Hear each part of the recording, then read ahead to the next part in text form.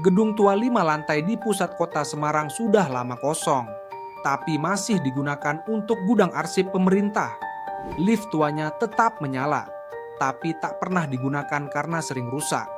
Namun, penjaga malam di sana mengatakan bahwa setiap pukul 00.00 dan lift akan aktif sendiri.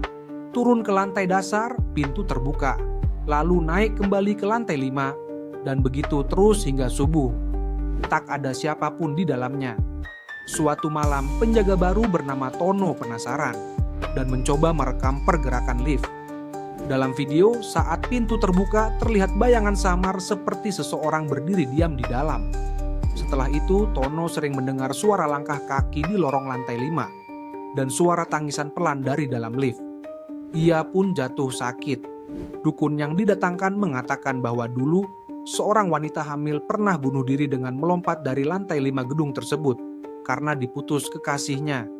Arwahnya kini menghuni lift sebagai jalur perjalanannya mencari jalan turun yang tak pernah ia temukan. Meski sudah dilakukan ritual pembersihan, lift itu tetap aktif setiap tengah malam. Jika kamu naik lift tua yang bergerak sendiri, jangan langsung masuk. Karena mungkin kamu tidak akan turun sendirian.